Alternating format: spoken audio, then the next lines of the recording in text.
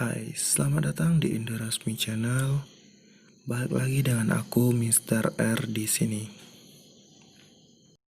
Pada podcast kali ini, aku akan menceritakan sebuah pengalaman horor yang dialami oleh Doni.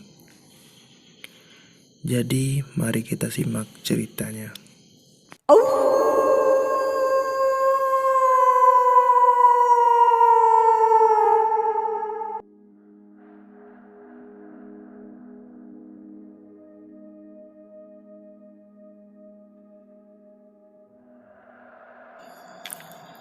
Hai, kenalin, nama aku Doni.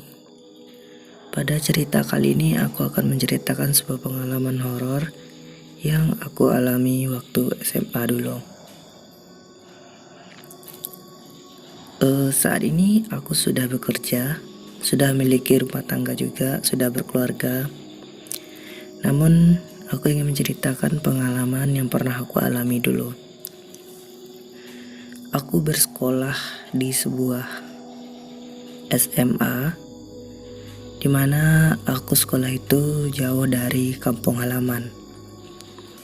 Ibaratnya aku kayak merantau ke kota gitu. Jadi awal-awal aku pergi ke kota rasanya ya biasa seperti orang baru sampai kota.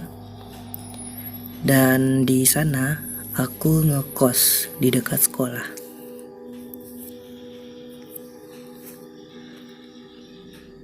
Aku terkenal sebagai orang yang mudah bergaul, sebagai orang yang mudah mendapatkan teman. Jadi ya gitulah, teman yang kudapatkan juga nggak sedikit, banyak, bisa dibilang banyak. Seperti biasa, kesibukanku hanya sekolah, belajar, dan sedikit pesta lah dengan teman-teman.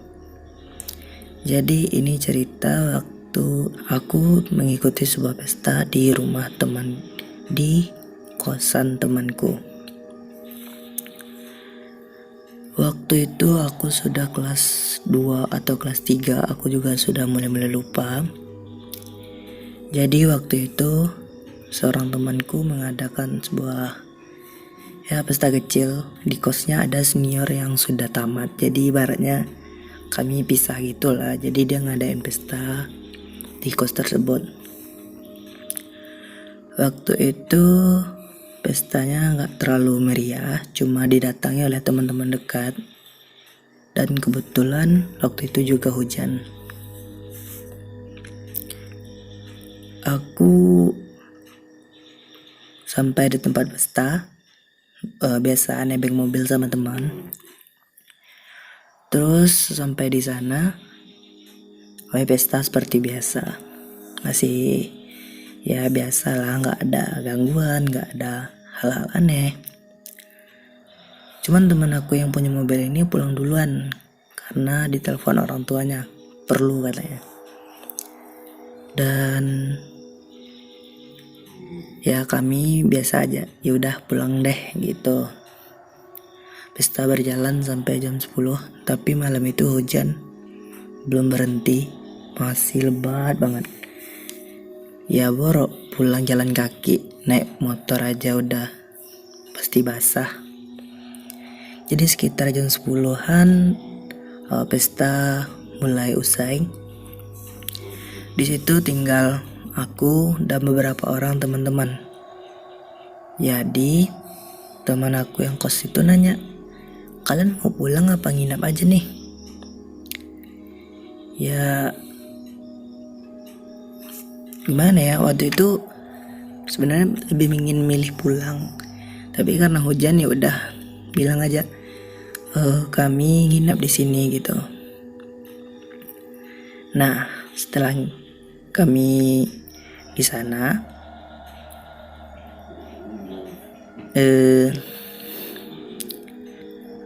aku mulai merinding menceritakannya. Sebelum tidur, kami seperti biasa gosok gigi, cuci muka dulu. Terus ketika kami ingin tidur,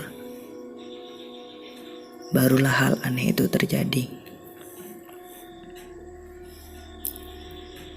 Di tempat temanku ngekos, setiap kali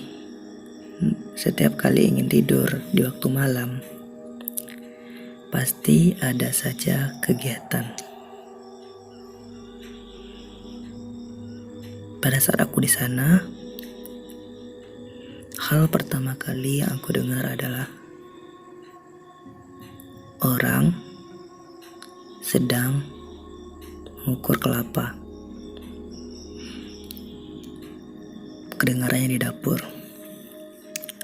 Lalu aku penasaran dong, siapa malam-malam, bukan malam-malam lagi sih, udah tengah malam, yang ingin mengukur kelapa gitu. Jadi aku langsung cek ke dapur. Sampai ke dapur aku hidupin lampu. Dan ternyata benar, gak ada orang di sana dan gak ada orang yang sedang mengukur kelapa. Aku masih bingung dong dengan hal kejadian pertama tersebut. Terus aku balik ke kamar. Aku dengerin udah gak ada suara. Dan ketika aku menutup mata, tiba-tiba aku mendengar orang lagi nyuci. Ya, orang lagi nyuci. Serius, ini aku mulai merinding lagi. Sebenarnya gimana ya? Aku adalah tipe orang yang gak percaya dengan hal-hal mistis. Cuman itu pengalaman pertama dalam hidupku. Aku beranikan diri hidupin lampu, terus tengok ke arah WC. Dan ternyata gak ada orang sama sekali di WC tersebut. Benar-benar kosong, dan itu hanya suara. Tapi pas aku sampai sana, suaranya udah hilang lagi. Nah, aku balik ke kamar. Untuk ketiga kalinya aku tidak tidur. Aku bangunkan teman-teman yang ada di sana. Lalu aku bertanya, Bro, kok tadi gue dengar suara orang ngukur kelapa sama orang nyuci pakaian? Terus teman gue ini baru bangun kan. Dia langsung jelasin, ya bro, kosan kita ini merupakan kos-kosan yang udah tua. Dan udah lama juga gak dihuni. Makanya di sini udah ada penghuni lain. Gua kaget dong. Gua untuk pertama kali nginep di kos yang angker, udah lama ditinggal, gak ada penghuni. Terus aku nanya, kok kamu bisa tinggal di tempat seperti ini gitu? Ketika kita ingin nutup mata, baru ingin memejamkan mata atau ingin tidur, tiba-tiba ada aktivitas lain. Dan aktivitas itu bukan aktivitas manusia. Lalu temanku ini menjawab, ya gimana bro, kalau aku tinggal di tempat lain otomatis biayanya jauh lebih besar, sedangkan di sini biayanya lebih murah. Dan juga kalau kita udah terbiasa, nggak bakal jadi masalah kok. Soalnya kayak gini nih, kamu baru pertama kali mendengar kejadian seperti ini. Tapi bagi aku yang sudah mau 2 tahun kos di sini, itu udah hal biasa. Siang hari aku masak, aku nyuci, aku makan, aku bersih-bersih. Dan di malam hari mereka yang melakukan aktivitas itu. Sumpah, waktu teman aku bilang kalimat-kalimat itu, aku auto merinding. Dan alhasil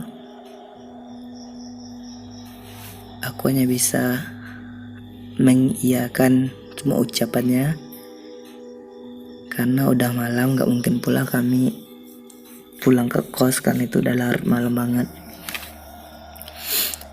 Oke, lanjut cerita. Dan akhirnya aku maksakan untuk tidur di sana sekitar 1-3 jaman. Aku gak bisa tidur karena setiap kali aku nutup mata, suara itu muncul.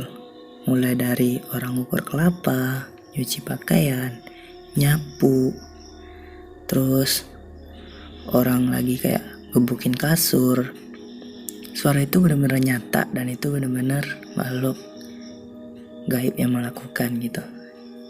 3 jaman aku gak bisa tidur karena kecapean mungkin, dan akhirnya aku ketiduran. Dan besok paginya aku bangun dan buru-buru balik ke kos aku. Soalnya semalam aku gak tidur dan itu benar-benar ngantuk. Aku putusin untuk balik ke kos dan istirahat. Oke, mungkin ini saja cerita horor misteri dari aku. Pesannya, jika kita nginap di tempat orang, usahakan untuk memastikan terlebih dahulu tempat itu nyaman gak, atau tempat itu biasa aja gitu. Jangan sampai kejadian yang aku alami terjadi pada pendengar Indorasmi Channel.